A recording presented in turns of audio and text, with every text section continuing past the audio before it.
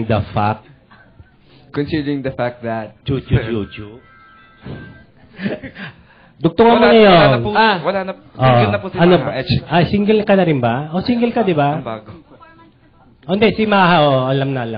Ito nga, may attraction. Gaano kalakas ang attraction mo kay Maha? Yung attraction ni Maha pala sa iyo. Kahit na meron kang ibang nililiyag. Ano na bang hindi kasi puso mo ngayon? Ha? Ano na bang ang lagay ng puso mo? Iba yung tanong niya. So, paano nilagay sa'yo? Mamaya tatanong ko rin yun. Hindi kasi, kumbaga di ba tayo bilang tao, minsan kahit dumadaan lang yung tao na hindi natin kilala, nagkakaroon tayo ng attraction. How much more na kami mas magkakakilala pa kami ni Maha. Yun. Ayun lang. Ano ang lagay na ng puso mo? Sabi nga ni Eric. I'm really secured of whatever I have right now. Wow. Yeah. Diba? Statement. Si Maha naman. So, Maha, first time mo makakapareha si... Yes po. So, assessment mo sa kanya? Miski hindi, walang foreign blood? Okay ba sa isa ito? Chinese blood lang nga. Opo naman. Ah. Mag-swimming lang siya. Attracted na. Yun na. Marami ba? Yan? Kasi ano po eh. May triathlon yung isa. Okay. Ay, Po? tatlong nagagawa. Sa swimmer naman po ako, tapos na ako sa triathlon. Sa Triathlete. After Thelma, no? Sa swimmer naman po. So how do you size up Enchong as a new leading man? Ako, I'm very lucky po na, syempre si Enchong nanggaling siya sa isang successful na love team. At ngayon, nabigyan naman kami ng chance na magkatrabaho together na parang, yun nga, sinasabi namin sa isa't isa na ayokong makipag-compete dun sa past na love team niya. Kung ano lang yung kaya naming ibigay, yun lang yung ibibigay namin. At saka feeling ko, grabe kasi yung friendship namin ni Enchong eh. So, di ba pag magkaibigan kayo tapos magkatrabaho kayo, kahit papano may chemistry naman na makikita. So, pwedeng siyang magpawala ng lamat sa iyong puso? Kahit po walang Enchong, wala na pong lamat. Wala na ba? Ang bilis mo na bilis, diba? 4 months sila. Thank you and good luck. Kung makagaling ako. Ayan, we have a phone. Ang tawag dito from chat.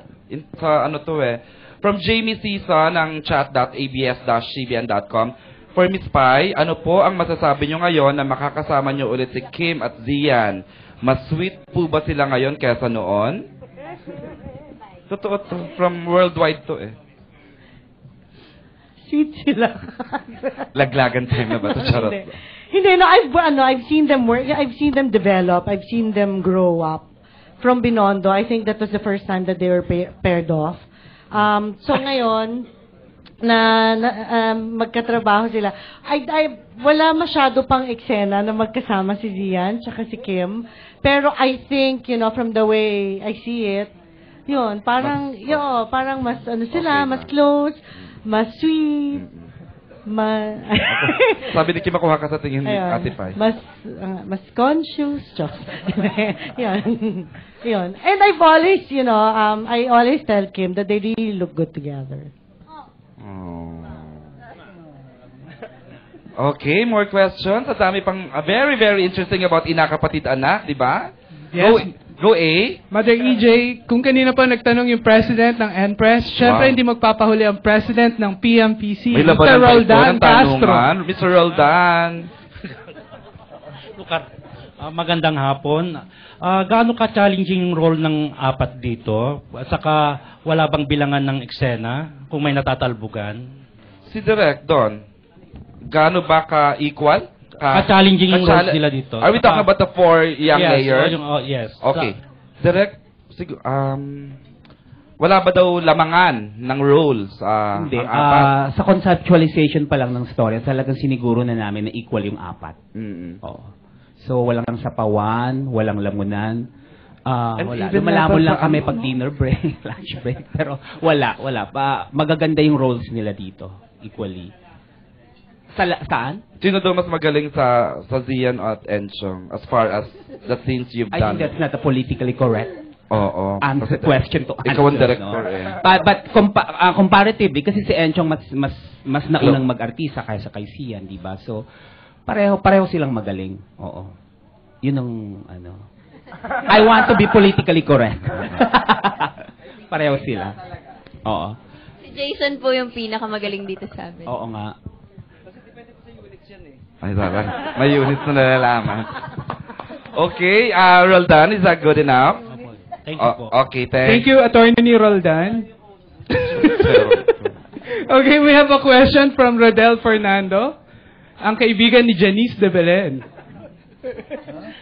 Siyempre, hi Janice, binanggit na rin ni Aaron, ikaw na rin ang tatanungin ko. Sige. Kasi first time mong maging kontrabida dito, di ba? Ano ang challenging sa'yo? Yung maging kontrabida o yung ginagawa mo dati? Siyempre, mas challenging maging kontrabida. Mahirap kasi, ano ba to? Iba yung ginagawa ko dati, malaking difference eh. Siyempre, mas mahirap, pero mas challenging. Mas exciting. Okay, hindi kaya manibago yung mga followers mo? Hindi naman siguro. Mabuti nga yung may iba-iba kang napapakita sa kanila para hindi din sila nananawa. Okay, thank you. Ayan, may question dito from Baya Kapamilya Chat, abs-cbn.com from, is it Chema? Chema from Florida. This is for Madge. Madge, this is your first time to play a gray character. Madge, are you listening? Charing dyan. Sure. Pasensya. Wala rin Daddy tulog. Gray, hindi gay. Gray. This is the first time to play a gray character. How did you prepare and how did you adjust to playing a kontrabida? Are you an all-out kontrabida here? Okay, Hindi naman po answer. ako kontrabida. Nakikipaglaban ka lang sa karapatan mo. Oo, yung character ko hanggang kung hangga't maaari, kaya kong ipaglaban yung karapatan ko, ipaglalaban ko. Yun, hindi ako lalaban kung alam kong mali ako. Yung tama naman yung pinaglalaban ko. Na siya ring pinaglalaban ni Kim Chu. Karapatan niya rin. Na later on niya may laman na may karapatan siya. Diba? O, pakitanong ngayon, chatter, kung okay na tayo. Charot. Is that good enough, Chema? O, narinig niya tayo. Okay. More questions? Yes, Mother EJ. Sa mga veterans, I would love to hear from them. Oo. Yeah, we have a question From from, a veteran another columnist. veteran Oo, writer, no? naman. Si Tita Mercy Learte. 48 years na sa industry. Joke, tita! Bilangan. Magandang Yun na. maulan sa ating ang lahat. Anyway, ang question ko po, merong connect sa ina, kapatid, anak. Dapat lang po. Oo. Etching. Ang ano lang ko, why do some people fight for love and honor? Oh. Bakit